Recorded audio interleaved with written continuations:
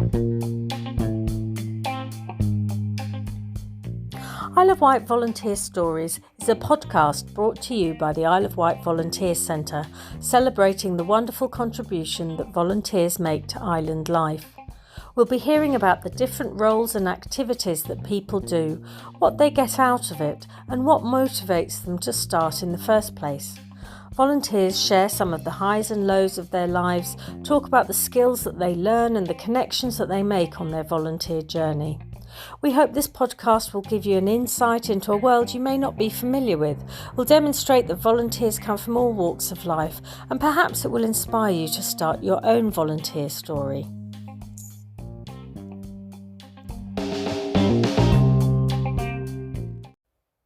I'm Sandy Cicognani from Community Action Isle of Wight, and I'll be your host on this podcast.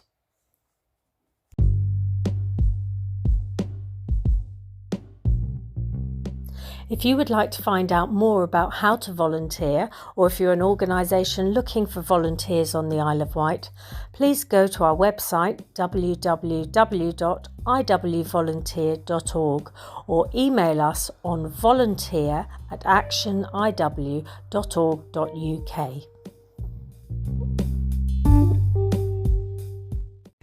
Hello, Steve and Ken from River Club. Hello. Would you like to introduce yourselves? Who's first? Well, I'm Ken. I'm just trying to remember how long I've been doing this. It's not long, but it seems like years. 3 years, Steve? 3 or 4, Ken. 3 or yeah. 4. Yeah.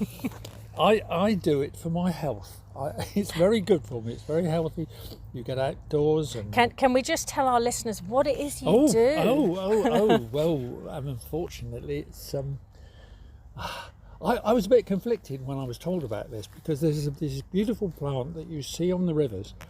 It looks like an orchid, and everybody says how lovely that is. But then I was told about its darker side, and so we go out and unfortunately we pull it out, don't we, Steve? We do. So this is the Himalayan Balsam, isn't It's it? Himalayan Balsam. So, I've forgotten its proper name. Glandiflora or something. Yes. So you pull it out. We pull it out. It is very helpful because it doesn't put its roots down very far. It's only a couple of inches into the soil, so you just get hold of it and gently ease it out. Oh, okay. And if you don't, it can grow into a 10-foot monster, which it takes a chunk of the bank, and we understand it poisons the soil. It prevents other plants growing. It is altogether very antisocial. Right. And so this is why it has to go. If left to its own devices, it'll just cover a field. Wow. It doesn't just stay in the water. It goes up the bank and Okay. into the fields. Yeah. Thank you. And how did you get involved? Me? And how long have you been involved? About the same as Ken, Yes. about 3 or Right. 4 years. I saw a poster outside a village hall in Alveston and decided to give it a go. Yeah, it's good. Good bunch of people out in the countryside. Yeah, very good. Excellent. And can you sort of describe what's a typical day out? A typical. Well, we have to admit, we went with the group for our first year. We were very good people. We turned up at, 10 o'clock they start, or 9:30 or something, and we followed the rules. But then we got a bit above ourselves, a bit bolshy, and we thought we can do this better. So we go out, 8 o'clock often we start, and we have been known to go on for 8 hours. Wow, for the day. really? Yeah. Gosh. Yeah. So 8 hours of wading through the river, is it? Yep, Or? yep, Sometimes wading, sometimes walking. yep. Seeing nature, seeing the fish. Oh, you went swimming once, Yeah, didn't went you? swimming once. Fell in the deep hole. I looked down and there was Steve doing the breaststroke. Yeah. But that's not often. I've fallen in it too. I've fallen in my face, on my face. Excellent. And what do you do with what you've pulled up? Well, unfortunately, we can't take it off site. It's forbidden to transport it anywhere. It's covered by some sort of rules. But it very helpfully just dies. We pile it up wherever we do it, and within a day it's a shadow of its former self. It just dries out and dies. But what we've got to do is make sure it doesn't seed. So when we go out towards the end of the season, when the flowers turn into seeds, which by the way are explosive little devices which send the seed a couple of metres away, 3 metres away from the plant. This is how it spreads. We try and collect as much seed as we can, and that is taken away and destroyed. Yeah. Oh, wow. And what else would you say about it? Why do you keep doing it?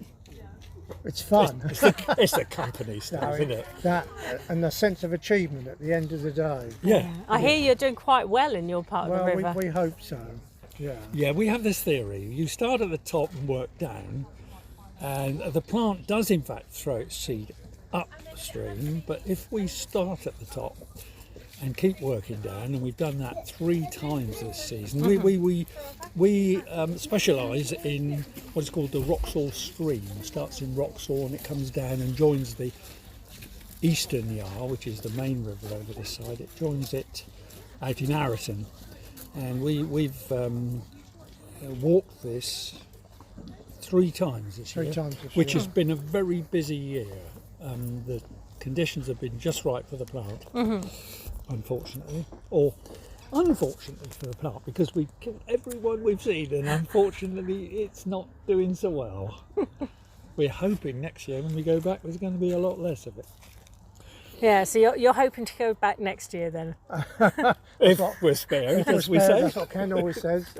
Yeah, if we're spared, we'll be back. Excellent. And anything else you'd say about it? What else do you get from it? Come and give it a go. Oh yes. What about your little story about when we were up by French Mill and the farmer there? He said, 2 chaps pulling balsam. He said, there's 2 old boys from Ventnor come through doing that. And of course it was us 2, and he didn't remember us from the year before. So we're a couple of old boys. A couple of old boys from Ventnor. Yeah. Excellent. And I was going to say, so what would you say to encourage somebody? Is it just that it's fun? Oh no, it's lovely to be out. You go to places, you go a few yards off the main road and you're suddenly in the countryside and away from everything. You can hear the ambulances and police cars in the distance, but it's just a lovely place to be, and you've got a job to do. You get fulfillment out of it, and it's healthy. I think my waistline is would have been a lot worse. And you agree with that? Absolutely, yeah. I haven't got a problem with the waistline. Look at it, it's still trying to go out. Excellent. Well, thank you so much for your time. Thank you. And thank you for volunteering.